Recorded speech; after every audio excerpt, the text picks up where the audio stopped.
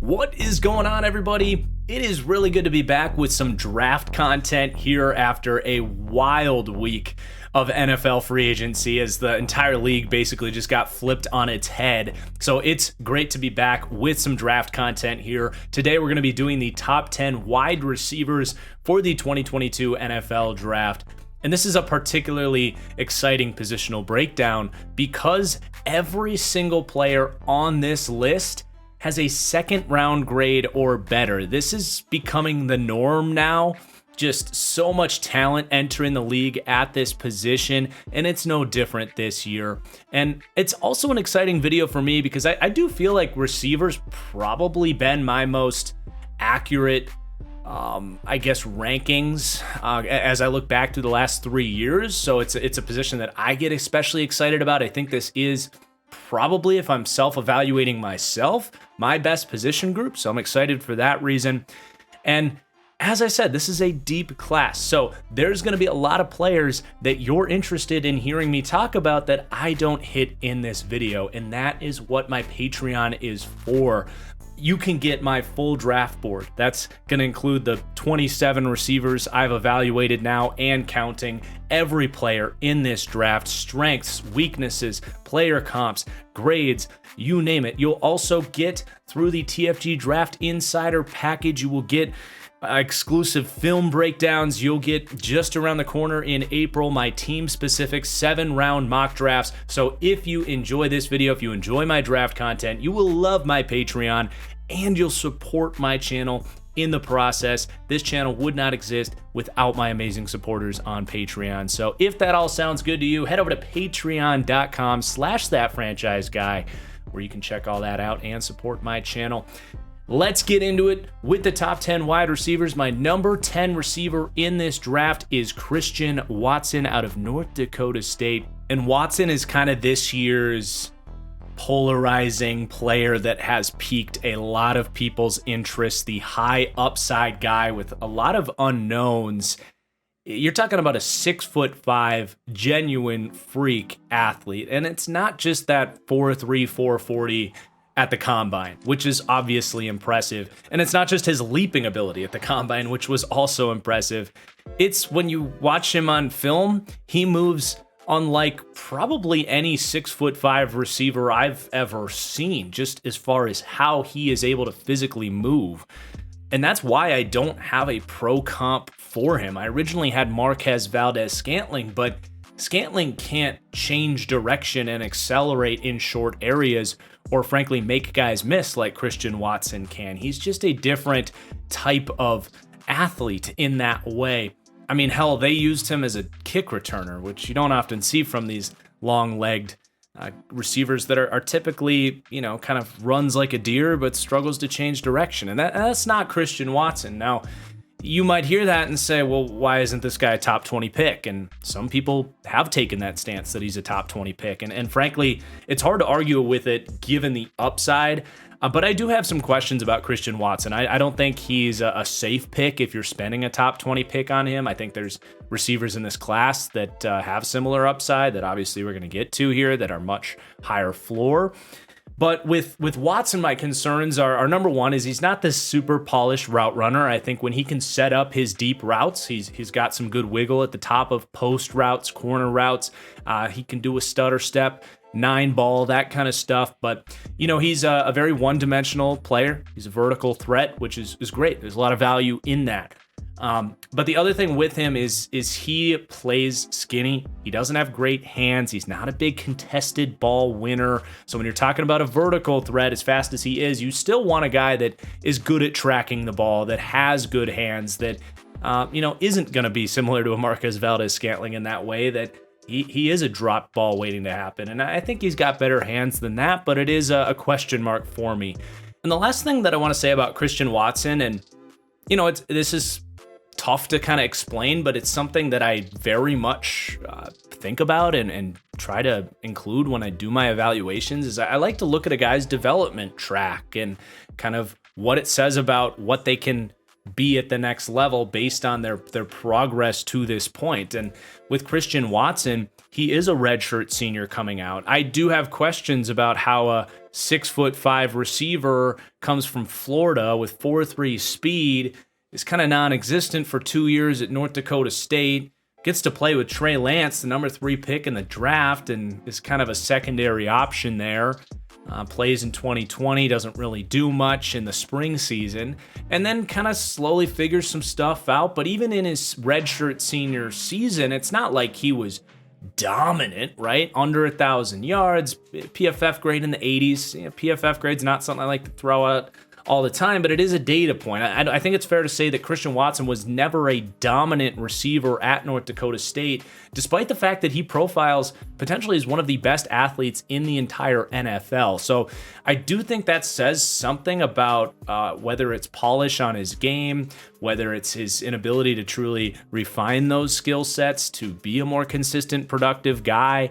I'm not saying he can't figure those things out moving forward, but it is a very legitimate question, is like, how is this guy, he turns 23 in May and has these athletic tools and was never really a truly dominant player at his level competition. He was very good. And that's why he's got a 2nd round grade and incredible potential, and someone that is going to rank ahead of a lot of other really good receivers here. But I do think I'll come in a little bit lower on Christian Watson. Part of it is I didn't love his tape as much as some people. And I also, like I just said, the development track is interesting to me. Not trying to shred the guy. I can see him becoming a top 10 receiver in the NFL with the right development, with the right quarterback. But he does have a long ways to go. So that's all I'm going to say about Watson. He's going to be more of that kind of boomer bust type of more of a developmental piece. Get him in there as a deep threat in year 1 for sure. But I wouldn't have crazy expectations for Christian Watson in year 1 personally. But he still comes in as my number 10 wide receiver in a great draft class. And I totally understand the excitement about him as well. If you want to gamble with him and his traits a little bit more, again, totally understand. And then my number 9 receiver, John Mechie out of Alabama. And I think I'm just a little bit higher on Mechie than most people are going to be. I think it's going to be pretty rare, especially to have Mechie ahead of Christian Watson. Now, these guys grade out incredibly tight, and it's going to be a little bit of a stylistic preference anyway. But that said, he is going to come in at number 9, and Mechie was very much a forgotten man at Alabama and in this draft process. He just hasn't gotten a lot of buzz, but I still really like his game. Now, he was supposed to take that next step as this big recruit, filling in after Ruggs and Judy and Devontae Smith and Jalen Waddle.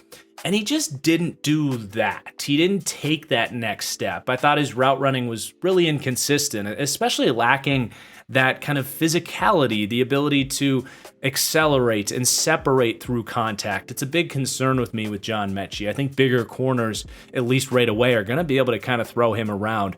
And that applies as well with his kind of ability at the catch point. He doesn't really attack the football like you'd like to see. His catch radius wasn't always as much as you'd expect for like a first round do-it-all receiver, so to speak. So I think that's kind of how he's got pushed into the 2nd round. But I still see a lot of stuff that I like. And I think he is just being kind of under-discussed and was certainly overshadowed by the emergence of Jamison Williams at Alabama. Fair. But he still had some really nice moments as the season went on. But he does need to continue developing. I think he shows those flashes in his routes, but he needs to be more physical. And we talked about that. But I also go back to 2020 John Mechie when he was a little bit more of a role player. Was totally a role player, was their 3rd wide receiver. He's got some of that dog in him. He was a much better run blocker in 2020. There's a play after, I can't remember if this was even 2019 even actually, but because I think it was Tua that threw the pick. But John Mechie tracked down the corner and just lit him up, maybe even took his helmet off. But there is that physicality in him, and that's why my range of outcomes for John Mechie is Nelson Agholor to Robert Woods. For one, very comparable athleticism. Both those guys have good, I would say not great speed. Both guys around that 6', 195 mark. But Nelson Agholor would give you a little bit more of that wide receiver 2 profile, a guy that is a little bit more soft, whether it's with contact running his routes or at the contested catch point. Or Robert Woods is a guy that actually wasn't always this kind of physical dog that he is for the Rams. I think coming out, Robert Woods was very similar to John Mechie. He kind of had to develop those physical, go over the middle of the field, and I keep using that word dog, but that's really what is the difference between a Robert Woods and a Nelson Aguilar in a lot of ways. So I see those flashes from John Mechie. I just need to see them more. So that's kind of the spectrum for me with Mechie. I do think his floor is that of a solid number 2 wide receiver, like a Nelson Aguilar, that can do a little bit of everything and be that second option on the outside, play a little bit in the slot. But I think he's got better upside than that as well if things can kind of click into place in a different situation. Obviously, Alabama was an ideal situation there, but he is only 21 years old as well. So I do like John Mechie quite a bit. Let's get into number 8 here, Sky Moore out of Western Michigan. Really fun player. This guy is a sophomore coming out of Western Michigan. The word that comes to my mind is polish and just confidence. He is only 5'10", 195, but if you look at his hand size and his arm length, it is rare for a guy that size, and he just plays constantly in control because he is low to the earth. He's got that kind of just fluid connection with his lower body and his upper half, but because he has these just, I don't even know, like go-go gadget arms, he's so confident plucking the ball, reaching back on an underthrow, reaching up one hand, and his ball skills are so excellent. And he's a good route runner. I was like a touch underwhelmed by his route running. Not to say it's bad, but he's not quite Deontay Johnson to me. I did, as a route runner, I should say, I loved Deontay Johnson's route running.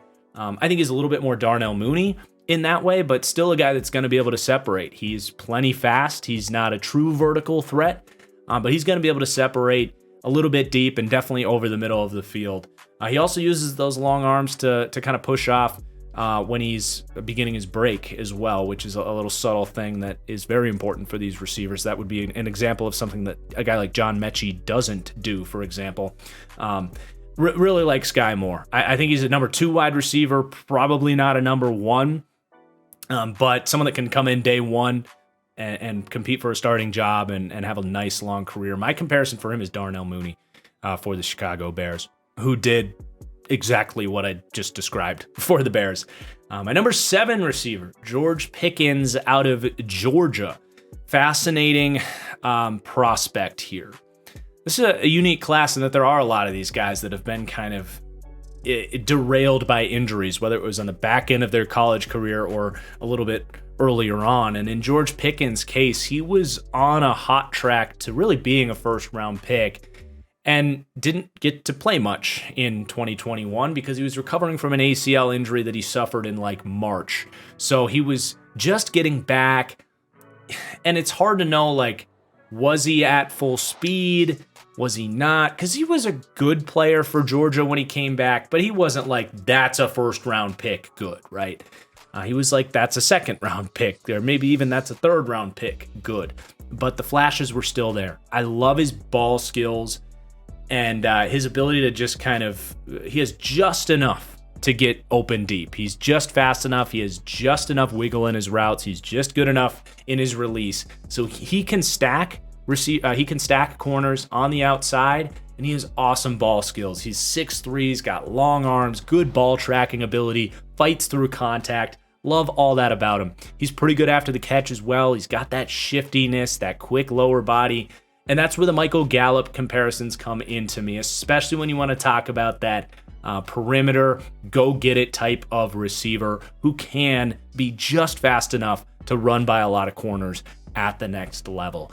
The nice thing about George Pickens is I think there is a hidden chance that he's actually a little bit faster than we're seeing right now. Now, he ran a 4.47, and I think based on what we have seen from his tape, I think that's pretty dang close, but there is a chance that he's still kind of getting back to full speed, and maybe he is even a little bit more explosive than he was leading on, or maybe he can really hit the weight room and fully take an off season to build up his athletic ability, which is something you do see. So I think he's a very intriguing player. I wouldn't even be stunned to see him go at the back end of the first round just because of some of that hidden upside, but a very good wide receiver prospect nonetheless. All right, number 6 is Jahan Dotson, who's one of my favorite wide receivers in this draft to watch because it's just easy for him. He moves so seamlessly. He's got the wiggle in his routes you look for. He's got a decent release as well because he's got decent strength in his arms. He's got really good feet. His footwork with his release is awesome. So he's just such a natural separator, and he's got outstanding ball skills, which he's kind of like a Deontay Johnson with hands.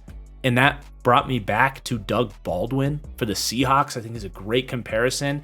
Tyler Lockett a little bit. I think Lockett's a little bit faster, but same idea where he's not necessarily the biggest receiver, but he elevates, he attacks the ball, he tracks the ball very well, and that's going to help him be a vertical threat. Even if he doesn't have absolute blazing speed, he's got very good speed, but I also think he's going to exist a lot over the middle of the field because he's really tough and confident in that area of the field. So he, to me, is a very safe pick. He's a smaller guy. He's probably never going to be a true number 1 wide receiver. But if you need that number 2 guy and you miss out on Chris Olave, who we'll talk about in just a little bit, I think Jahan Dotson's your next guy up as a guy that can come in right away and give you a number 2 wide receiver that can also produce from the slot. So we're getting into first, second round territory here with Jahan Dotson, and one of my favorite players to watch in this draft class. Next up, we have Drake London, and I will say I have a full film breakdown up on Drake London. I really encourage you guys to go check it out. We spent a full 12 minutes on him, but as my kind of theme for that video is he's boom or bust to me in a way that you typically don't describe a boom or bust wide receiver. So you'll see my low comp is Kelvin Harmon. My high comp is Michael Thomas. I think there's a broad range of outcomes for Drake London, and it's almost entirely dependent on where he goes because he probably has the most easy skill set to pinpoint in this draft. 6'4", he has elite ball skills, size, basketball background, that ability to box out cornerbacks, attack the ball, work back to the football. It's very reminiscent as well of guys like Brandon Marshall and Alshon Jeffrey for those old Bears teams. He's also very quick in his routes. If he gets off coverage, he can run a hitch route and stop on a dime. He can run a out route, and he can come inside over the middle of the field. But what he does not have is speed. And cornerbacks at the next level are not going to be afraid of his speed. And because of that, I do think he's a guy that's really going to struggle with press coverage on the outside of the field. And if that happens, basically the only way he's going to be able to be a vertical threat and truly exist on the outside is if he establishes a dominant chemistry with his quarterback on back shoulder timing routes, basically. Where he's using that size, that frame, and his IQ and ball skills to work with an accurate quarterback willing to test cornerbacks on back shoulder throws and keep them honest so that maybe he can run by them occasionally. And that's hard. That really counts on you going and landing with a Joe Burrow or a Patrick Mahomes or an Aaron Rodgers. And in a lot of situations, it's just not going to happen. So that's how he's going to have to exist on the outside.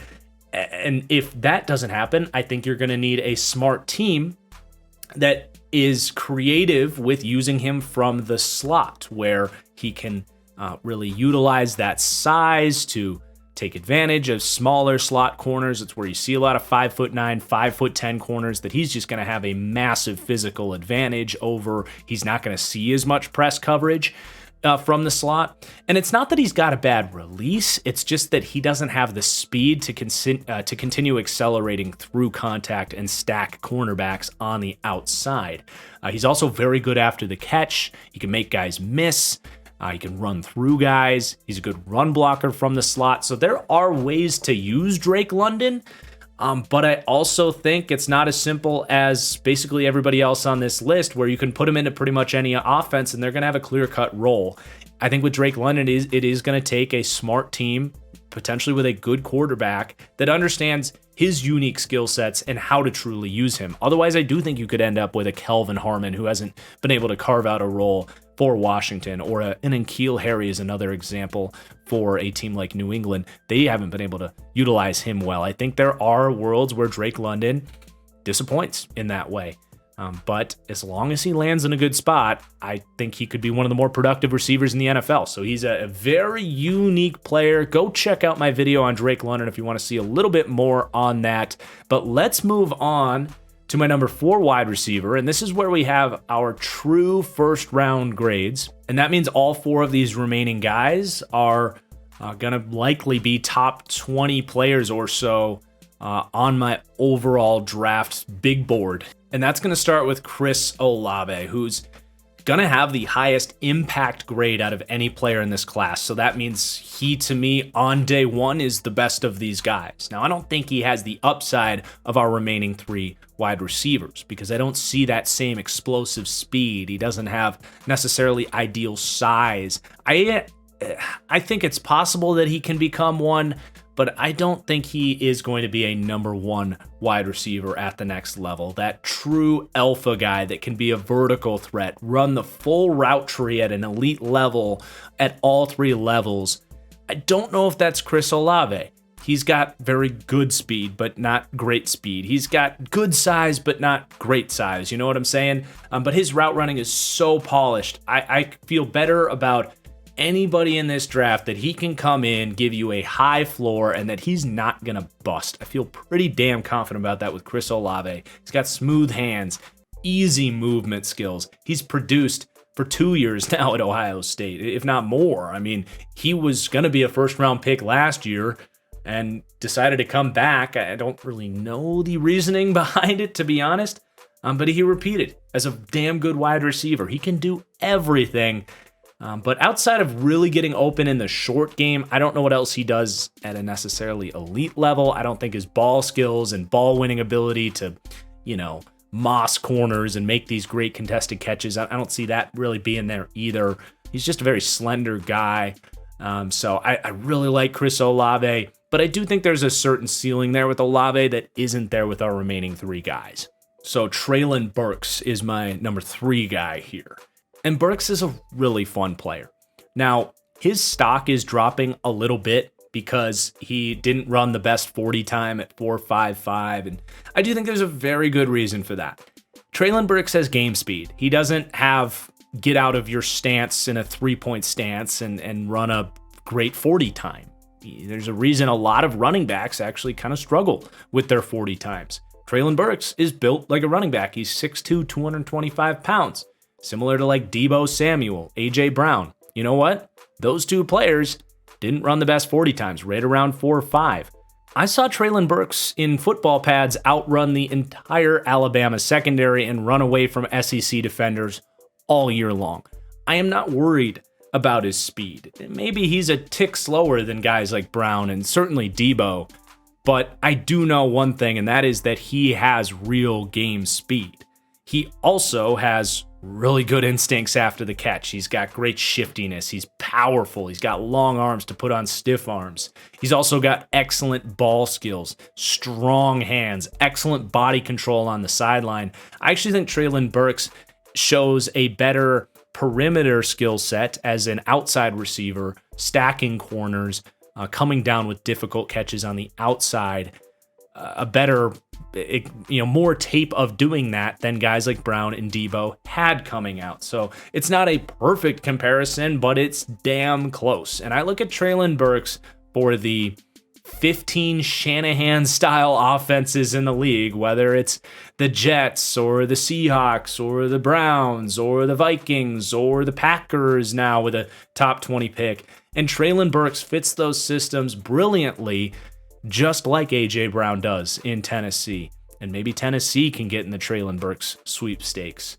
just like Deebo Samuel in San Francisco. And what that means is that he's going to be utilized in 12 personnel as a horizontal deep threat, a guy that can run tough routes over the middle of the field and accelerate away from trailing cornerbacks and show the run after catch ability to be truly explosive in those situations off of play action. He's also got the size to be a good run blocker. He's got plenty of flashes of being a good run blocker. And I think as long as he ends up in a Shanahan offense, he's going to be a beast. Now, my low comp on him is Laviska Shenault. I think he's a much better prospect than Shenault was coming out, but he has some similarities to Shenault in that he's not the smoothest route runner, and he's not the most explosive guy out the gate. That's why those longer developing play action routes are truly where he's going to be able to show off that speed. And Laviska Shenault in Jacksonville has not gotten to play in a Shanahan style offense, which has, I think, held him back in a lot of ways. So it's a low end comp there with Laviska Shenault. I don't think Treylon Burks is bust proof, but man, I feel good about in the right offense, him becoming kind of like an AJ Brown or a Deebo Samuel caliber player, which is damn exciting for those teams. And there's 16 teams in the league now that run that Shanahan offense. And then we got Jameson Williams at number 2, who's honestly a pretty easy evaluation. He's Deshaun Jackson to me, which is the same comp I gave Henry Ruggs out of Alabama, and a lot of similarities there with Henry Ruggs, just minus the DUIs, hopefully. But the one complication with Jameson Williams is the ACL injury, and it's an injury that most athletes recover from and get back to full speed, but does the other leg overcompensate? We've seen that plenty of times. Does it take him a longer time to get back to full speed, which speed is his best asset? Is he a little bit slow out the gate? I think it's possible. So it is a risk drafting Jameson Williams, and we'll see where the NFL views this, but I do know that he's legit, man. That speed paired with just good enough route running, and frankly, his deep route running is really nice. He stems his routes together really well. He's polished in the routes that he's going to be running at the next level. So that's great. I think his release is fine. I think his ball skills are fine. That was just like Deshaun Jackson. He never had the cleanest release. He was never, Randy Moss, with great contested ball skills, but he's got good enough hands. He's not like a true stop and start athlete. He's very good after the catch, but he's not Tyreek Hill, where he's just warping around defenders and changing directions like a chicken with his head cut off. That's not really how he moves. He's more of a long striding speed, genuine speedster, and Tyreek Hill's just different. He's got it all, but again, much more like Deshaun, Henry Ruggs. Pretty easy evaluation, honestly. You just hope he can get healthy, and you feel very good about Jameson Williams. And you definitely want to see him paired with a quarterback that can utilize his skill set as a vertical threat, because as far as his short route running, I think the lack of stop-start ability, it's just not really his game, and that's not what you're drafting him to do. But my number 1 wide receiver is a guy that is not coming off an ACL injury and does have the full breadth of skills here with size. And a lot of people are going to say, well, Chris Olave actually is bigger than Garrett Wilson, both at 6 foot. Wilson actually was 185 at the combine. Olave was 188. And it's weird. Olave is not as big as Garrett Wilson. There's just something about his frame, his wingspan, and his arm length, which does stack up. Wilson does have a longer wingspan than Olave. But Garrett Wilson just plays a lot bigger than his frame suggests, and that's what I really like about him. And, I compare him to Stephon Diggs. I think Justin Jefferson is another good comparison for Garrett Wilson. Ironically, the 2 Minnesota Vikings there that were involved in the same trade. But he just reminds me so much of him. He's smooth, he's long, he's just got these natural instincts as a receiver. His ball skills are fantastic. His route running's not perfect all the time. He can kind of trip over himself sometimes. But honestly, Justin Jefferson's routes coming out weren't what they were in his rookie season even. I think there's just a little bit of footwork to clean up there. And I know him as an athlete, he's going to be a great route runner. He's not an elite athlete, but he's a damn good one. So Garrett Wilson to me is my number 1 wide receiver, just because I think he profiles is that more than anybody in this draft, he profiles as an X wide receiver who can run any route to all 3 levels and eventually become a guy like Stephon Diggs or a Justin Jefferson. Those are big aspirations, but I love what I saw from Garrett Wilson, and in most situations, he would be my number 1 wide receiver off the board. He's going to be one of my highest rated players in this entire draft class. So there were my top 10 wide receivers. Really hope you guys enjoyed. Definitely drop a comment down below where you agree, where you disagree, what other receivers are sleepers for you, and definitely check out my Patreon as well, where you can see my full rankings. Currently, as I record this, 27 wide receivers up there right now and counting. That's patreon.com/thatfranchiseguy. Please do hit that like button as well if you enjoyed. Make sure you subscribe for more great draft content. My next draft video will be my top 10 edge rushers. We'll have another mock draft coming up here, hopefully in about a week. So looking forward to those videos. I really appreciate you for watching. And until next time, peace out.